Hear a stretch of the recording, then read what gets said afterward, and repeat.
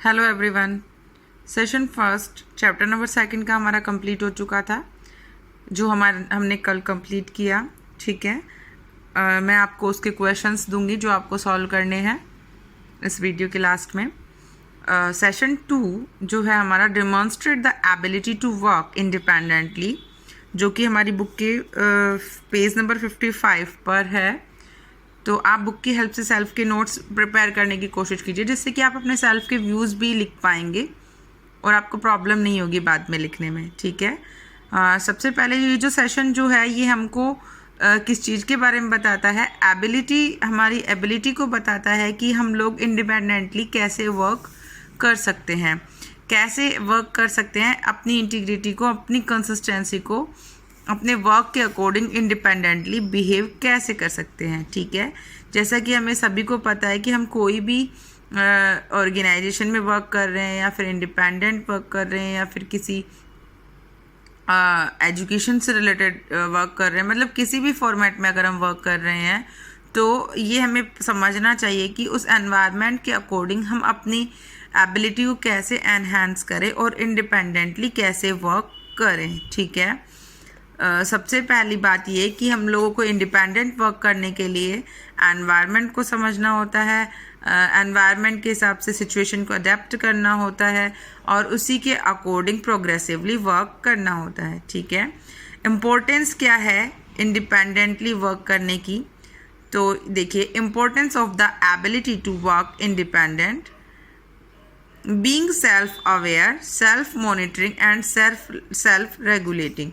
अगर हमें independent work करना है तो जागरूक होना पड़ेगा, अपने ऊपर नियंत्रण रखना पड़ेगा, कंट्रोल रखना पड़ेगा और अपने ही आप सारे वर्क को कंट्रोल करने की क्षमता हम में होनी चाहिए। मतलब ऐसा नहीं है कि आपने सेल्फ इंडिपेंडेंट वर्क करने के लिए तो बोल दिया और आपको यही नहीं पता कि आपको शुरू कहाँ से करना है, आपको यही नहीं पता कि एक स्टेज कंप्लीट होने के बाद सेकंड स्टेज का इनिशिएटिव कहाँ से लेना है। ठीक है, second thing, knowing what you need to do. आपको ये पता होना चाहिए कि अब इस सिचुएशन में आपको क्या करना है। Taking the initiative yourself rather than waiting for instructions.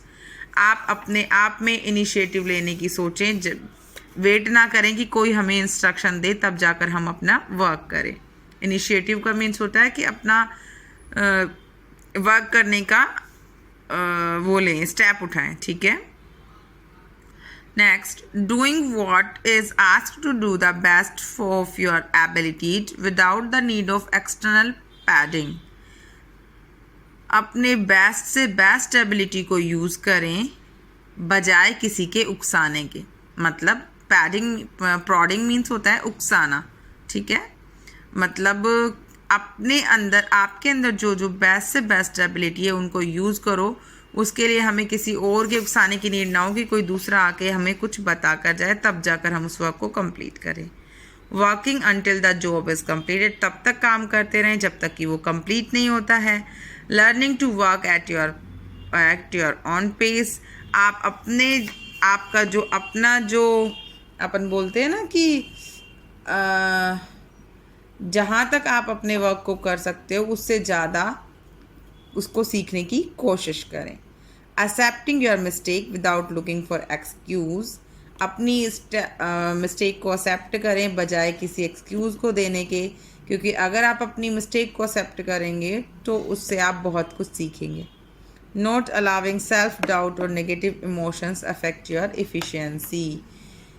अपने आप को किसी नेगेटिव इमोशंस, अपने आप के साथ में कोई नेगेटिव इमोशंस को आने ना दें जो कि आपकी वर्किंग एफिशिएंसी को अफेक्ट करें। ठीक है, अब देखिए, जब हम इंडिपेंडेंटली वर्क करते हैं तो बहुत सारी स्किल्स हैं जो हमें ज़रूरी होती हैं इंडिपेंडेंटली वर्क कराने के लिए। ठीक है, अब उन स्किल्स में सबसे फर्स्ट जो स्किल है हमारी ऑर्गेनाइजेशनल स्किल।